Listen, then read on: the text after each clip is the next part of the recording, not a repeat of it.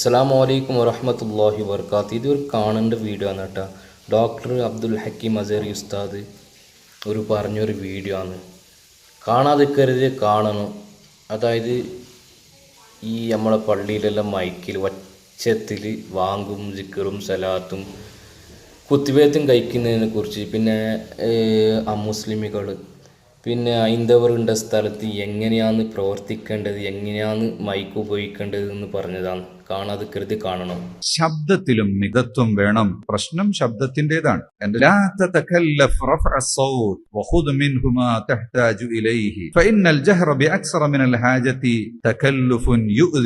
എന്നാണ് ഈ ആയത്തിന്റെ വ്യാഖ്യാനത്തിൽ ഖുർത്തുബി പറയുന്നത്. അമിതമായ ശബ്ദമാക്കരുത്. ദിക്ർ ഉറക്കെ ചൊല്ലിയവരോട് റസൂലുള്ളാഹി തങ്ങൾ പറഞ്ഞു, ഇർബഉ ബി അൻഫുസികും, മക്കളെ ഒന്ന് തടി കാത്തോളെ, ലാ തദ്ഉന അസമ്മൻ വലാ ഗായിബൻ, നിങ്ങൾ ചെവിട് പൊട്ടനെയോ അല്ലെങ്കിൽ അതിവിദൂരത്തുള്ളവനെയോ ഒന്നും അല്ല, അള്ളാഹുവിനെയല്ലേ നിങ്ങൾ വിളിക്കുന്നത്. മിതമായ ശബ്ദത്തിൽ, തീരെ നിശബ്ദമാകണം എന്നർത്ഥം ഇല്ല. അപ്പൊ മിതമായൊരു ശബ്ദത്തിലാകണം. ദിക്റായാലും ദുആയായാലും ബാങ്കായാലും മൗലിദായാലും ഇതൊക്കെ കേൾക്കേണ്ട സ്ഥലത്ത് കേൾപ്പിക്കണം. ഇപ്പൊ പരിസരത്ത് മുസ്ലിങ്ങൾ മാത്രമുള്ള ഒരു സ്ഥലത്ത് വർഷത്തിൽ ഒരിക്കൽ മൗലിദൊക്കെ ഓതുമ്പോൾ കുറച്ച് കേൾപ്പിക്കാം. എല്ലാ ദിവസവും മൗലിദാണെങ്കിൽ മുസ്ലിംകൾക്കാണെങ്കിലും അവർക്ക് പ്രയാസം ഉണ്ടാകും. അമുസ്ലിംകൾ താമസിക്കുന്ന ഒരു സ്ഥലത്ത് ഒരിക്കലും പുറത്തേക്ക് കേൾപ്പിക്കേണ്ട ആവശ്യമില്ല.